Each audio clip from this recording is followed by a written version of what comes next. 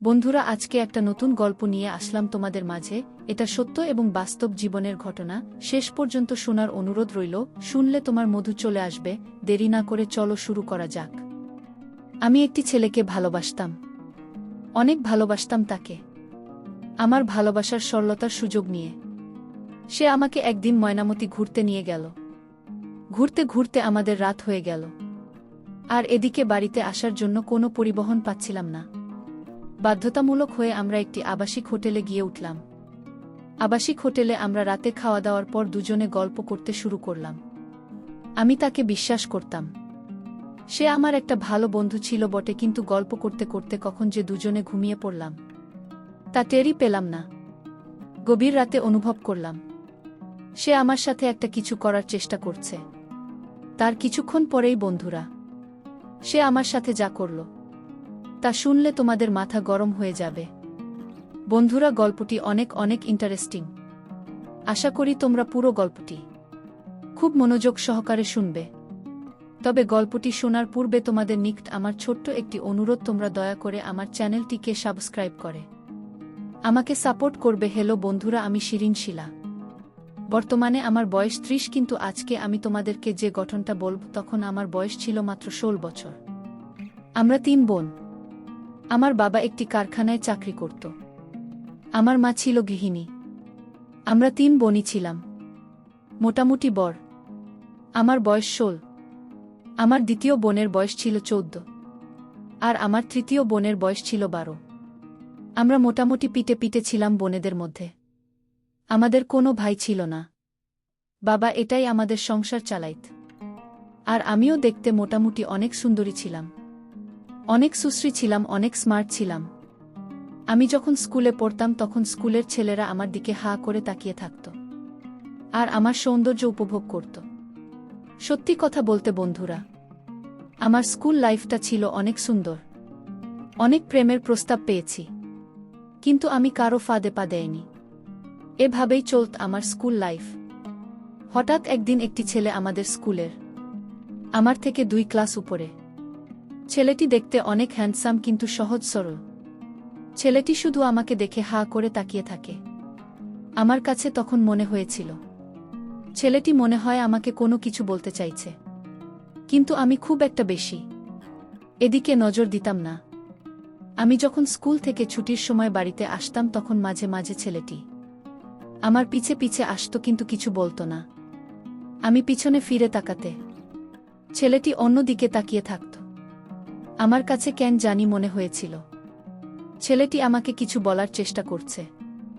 আমার যেহেতু কোনো ক্ষতি করছে না, তাই আমি ছেলেটিকে কিছু বলছি না। এভাবেই ছেলেটি প্রায় 1 থেকে 2 মাস আমার পিছু পিছু আসে আর আমাকে কিছু বলার চেষ্টা করে, কিন্তু আমি কোনো সুযোগ দিচ্ছিলাম না। একদিন ছেলেটি আমার নাম ধরে ডাক দিল, বসিলা, তোমার সাথে আমার কিছু কথা আছে।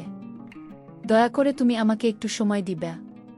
আমি বললাম, আমি অনেক দিন ধরে লক্ষ্য করছি আপনি আমাকে ফলো করছেন।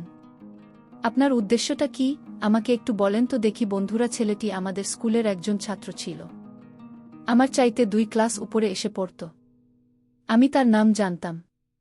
ছেলেটির নাম হচ্ছে সাজ্জাদুল ইসলাম সাজু। ছেলেটি দেখতে অনেক হ্যান্ডসাম, অনেক সুদর্শন, অনেক উঁচা লম্বা। বন্ধুরা, ছেলেটি যখন আমাকে বলল, শিলা, তুমি কি আমাকে একটু সময় দিবে? আমি তোমার সাথে একটু কথা বলতে চাই। যদি তুমি অন্ধকার চর্চা মনে না কর। আমি বললাম, না না, কি বলছেন আপনি? আপনি আমার বড় ভাইয়ের মতো, আপনি আমাদের স্কুলের একজন ছাত্র। হ্যাঁ, আপনি তোমার সাথে কথা বলতে পারেন। ছেলেটি আমাকে ধন্যবাদ জানিয়ে বলছিলাম, আমাকে একটু তোমার সাথে কথা বলতে সময় দেওয়ার জন্য তোমাকে অসংখ্য ধন্যবাদ। তারপর ছেলেটি আমাকে বলল, শিলা, তুমি কি জানো, তোমার সাথে কথা বলার জন্য, তোমাকে একটু দেখার জন্য আমি প্রতিদিন এই একই রাস্তায় তীর্থের কাকের মতো দাঁড়িয়ে থাকতাম।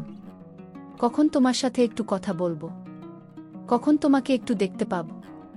আমি বললাম, যদি। আমি জানি আপনি আমাকে ফলো করছেন। আপনি আমাকে দেখার জন্য আমার পিছু পিছু হাঁটেন প্রতিদিন।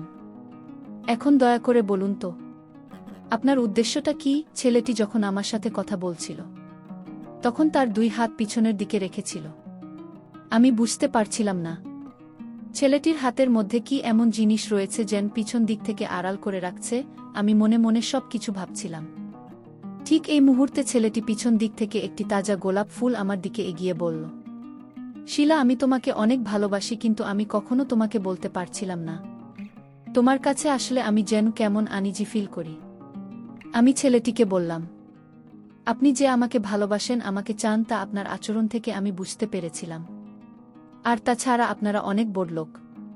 আপনার বাবা অনেক টাকা পয়সার মালিক, ব্যবসা বাণিজ্য সব কিছুই আছে। কিন্তু আমার বাবার তো কিছুই নেই। আমার বাবা সামান্য একটা ফ্যাক্টরিতে চাকরি করে যে কয় টাকা পায় তা দিয়ে আমাদের কোনোরকম সংসার চলে। আপনার সাথে আমার যায় না, আপনি দয়া করে আমাকে ক্ষমা করে দিন। ছেলেটি আমার কথা শুনে আমাকে বলল, শিলা, আমি তোমাকে ভালোবাসি। আমি তোমার বাবার টাকা পয়সা, অর্থসম্পদ, পারিবারিক অবস্থায় সব কিছুকে ভালোবাসি না। তোমাকে আমার ব্যক্তিগতভাবে ভালো লাগে। শিলা, ভাল লাগা আসে মন থেকে।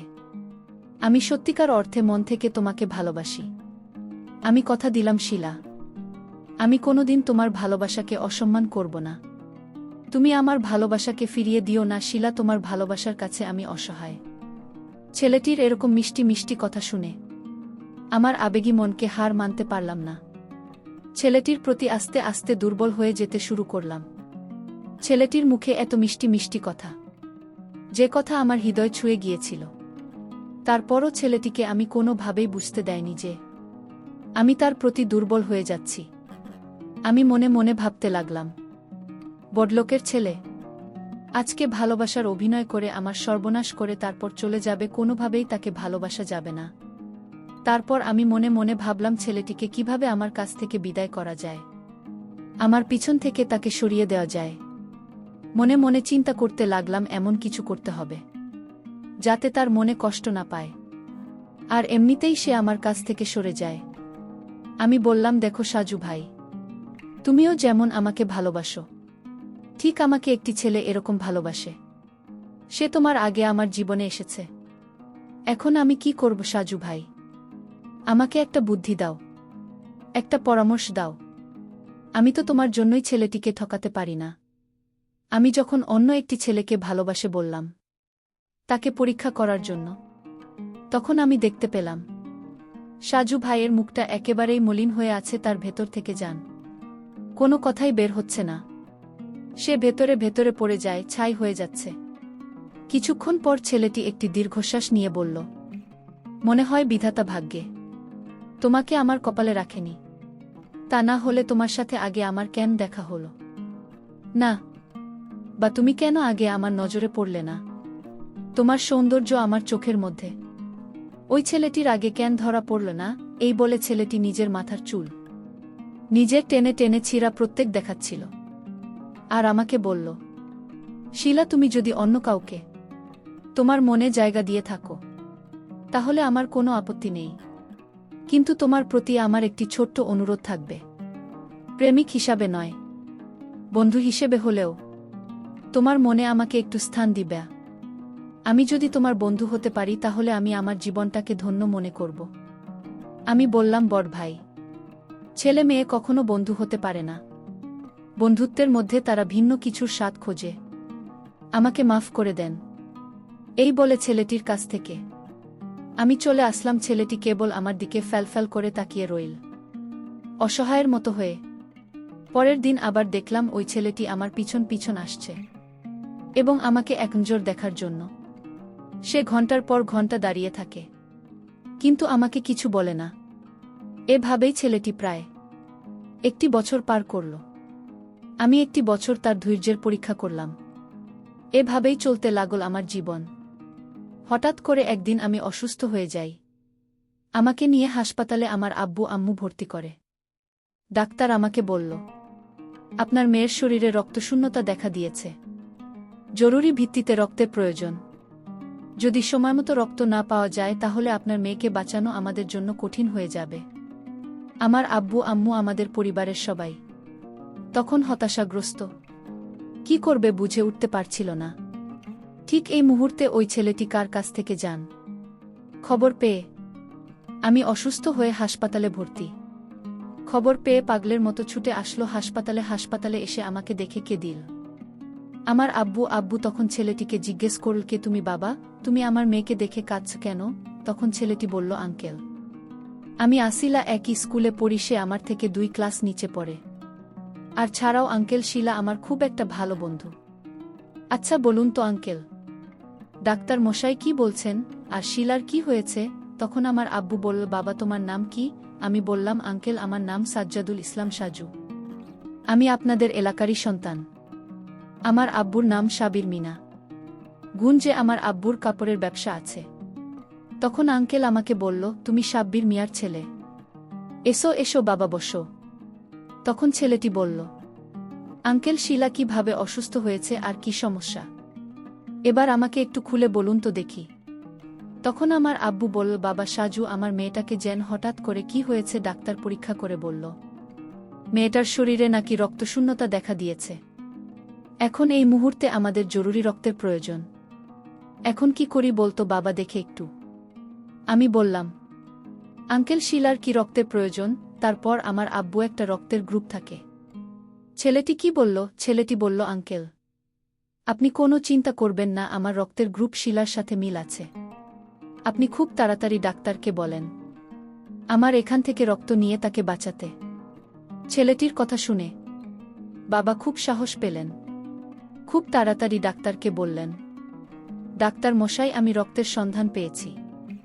আপনি ওই ছেলেটির কাছ থেকে খুব দ্রুত রক্ত নিয়ে আমার মেয়েটিকে বাঁচান। তারপর ডাক্তার মশাই ওই ছেলেটির কাছ থেকে রক্ত নিয়ে আমাকে বাঁচালেন।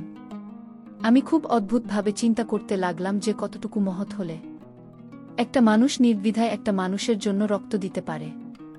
ছেলেটির প্রতি আস্তে আস্তে আমি দুর্বল হয়ে যেতে শুরু করলাম। আর মনে মনে আমি খুব অনুশোচনায় ভুগছিলাম, কারণ ছেলেটি 1 মাস 2 মাস নয়, পুরো 22 বছর আমার পেছনে ঘুরঘুর করছে। কতই না কষ্ট পেয়েছি, কতই না কষ্ট আমি তাকে দিয়েছি, অথচ ছেলেটি আমাকে সত্যিকার অর্থে ভালোবাসে। যে ভালোবাসার প্রতিদান স্বরূপ আমি আজকে পেয়েছি, তার জীবনের রক্তবিন্দু দিয়ে সে আমাকে বাঁচিয়েছে। এসব ভাবতে ভাবতে নিজের প্রতি ঘৃণা করতে শুরু করলাম, যে একজন এত ভালো মানুষকে কিভাবে আমি এত কষ্ট দিতে পারলাম। তারপর ছেলেটির প্রতি আমি আস্তে আস্তে ভালোবাসার বন্ধনে আবদ্ধ হতে শুরু করলাম। সে আমাকে অনেক ভালোবাসত, বিদেশে আমার জন্য অনেক কিছু করেছিল। একদিন ছেলেটিকে আমার সমস্ত কষ্ট সব কিছু তার কাছে শেয়ার করলাম। বললাম যে এতদিন আমি তোমাকে যে অভিনয়টা করেছিলাম, সত্যিকার অর্থে আমার তেমন কোনো ভালোবাসার মানুষ ছিল না। আপনি বড়লোকের ছেলে, যে জন্য আপনাকে আমি সবসময় ইগনোর করতাম, সবসময় আমি তোমার কাছ থেকে দূরে থাকতাম, কারণ বড়লোকের ছেলেরা ভাল হয় না। আমার এক বান্ধবী বড়লোকের ছেলের সাথে প্রেম করত, তারপর তার সর্বনাশ করে চলে গিয়েছে। সেই থেকে আমার সমস্ত বড়লোকের ছেলেদের প্রতি ঘৃণা জন্মেছে। কিন্তু এখন আমি বুঝতে পেরেছি যে সমস্ত বড়লোকের ছেলেরা খারাপ হয় না, কিছু কিছু বড়লোকের ছেলেরা অনেক ভালো হয়, যার বাস্তব উদাহরণ আপনি নিজে। আপনাকে ভালোবাসতে আমার আর কোনো আপত্তি নেই। সে আমার ভালোবাসা পেয়ে মনে হলো সংঘাতে পেয়েছে। সে খুব উৎফুল্লিত হয়ে তার আবেগ প্রকাশ করতে লাগল। এভাবে তার সাথে আমার প্রেম শুরু হয়ে গেল।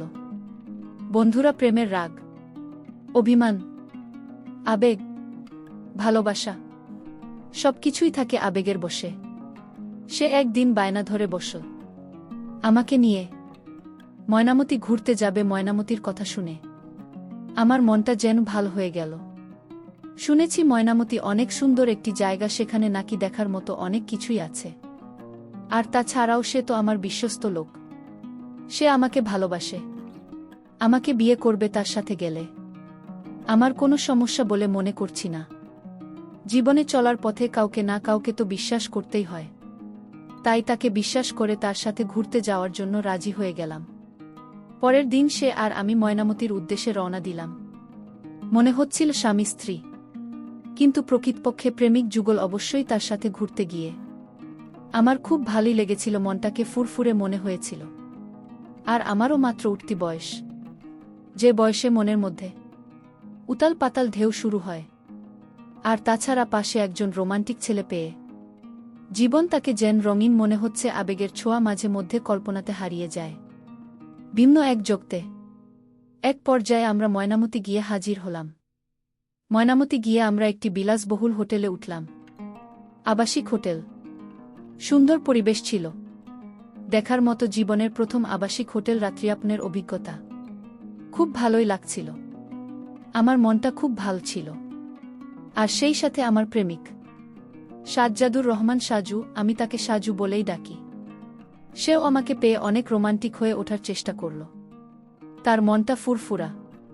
মাঝে মধ্যেই বিভিন্ন রকম রোম্যান্টিক গান গাইত, মুখের মধ্যে তার কতই না মিষ্টি হাসি। কারণ এই প্রথম সে জীবনে আমাকে এত কাছে পেতে চলেছে। আমরা অনেকক্ষণ গল্প করলাম। গল্প করতে করতে কখন যে চোখ লেগে যায় বুঝতে পারি নাই। গভীর রাতে ঘুমের মধ্যে হঠাৎ আমি অনুভব করলাম সে আমাকে শিহরিত করার চেষ্টা করছে। আমি ঘুমের ভান করে পড়ে রইলাম, তাকে কিছুই বলিনি। সে আমাকে আস্তে আস্তে এমন অবস্থা করেছিল। কিছুক্ষণ পর আমি নিজেই বেপরোয়া হয়ে গেলাম। তখন আমিও ভিন্ন কিছুর ইমেজ পাওয়ার চেষ্টা করছিলাম। তাকে আরও বেশি কাছে পাওয়ার চেষ্টা করছিলাম। মনের আবেগ পরিপূর্ণ ছড়িয়ে ছিটিয়ে যেন আগুন হয়ে গিয়েছিল দুটি হৃদয়। এইভাবে চলতে থাকে প্রায় আমাদের দীর্ঘক্ষণ প্রয়াস।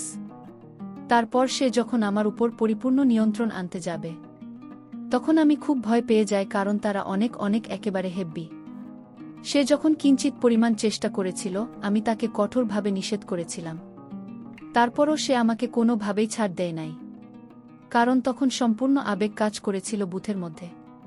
তারপর বন্ধুরা, সে যখন পরিপূর্ণ আমাকে নিয়ন্ত্রণ এনেছিল আমার কাছে মনে হয়েছিল যে আমার দম বন্ধ হয়ে আসছে।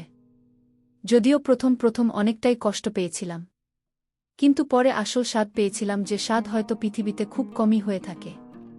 সৃষ্টি জগতে কবি সাহিত্যিকেরা বলেন এটাই নাকি বিধাতার দেওয়া শ্রেষ্ঠ অমৃত, যার কারণে যুগ যুগ ধরে প্রেমিক যুগল তীর্থের কাকের মত হাহাকার হয়ে হাজার হাজার প্রহর গুনতে থাকে। বন্ধুরা, আমাদের অবস্থাও ঠিক তাই হয়েছিল। এর কিছুদিন পরে আমার আর ওর সাথে বিয়ে হয়ে যায়। বিয়ের পর আমরা প্রতিদিনই আমাদের হ্যাপি মুহূর্ত কাটাতাম। বন্ধুরা, এখন আমরা খুব ভালোই আছি, খুব সুখে আছি। তোমরা সকলেই আমাদের জন্য দোয়া করবেন। বন্ধুরা, আজকে এই পর্যন্তই। আবারও আসব তোমাদের মধ্যে নতুন কোনো ভিডিও নিয়ে। ভিডিওটি যদি তোমাদের ভালো লাগে তাহলে একটি লাইক দাও। প্রতিদিন আমি তোমাদেরকে একটা করে নতুন গল্প উপহার দিব, তাই তোমাদেরকে অনুরোধ করে বলছি, তোমরা যদি এরকম ধরনের ইন্টারেস্টিং গল্প পেতে চাও তাহলে দয়া করে আমার চ্যানেলটি সাবস্ক্রাইব করো। পরিশেষে তোমাদের সকলের সুস্বাস্থ্য কামনা করি। ভিডিওটি দেখার জন্য তোমাদের সকলকে অসংখ্য ধন্যবাদ।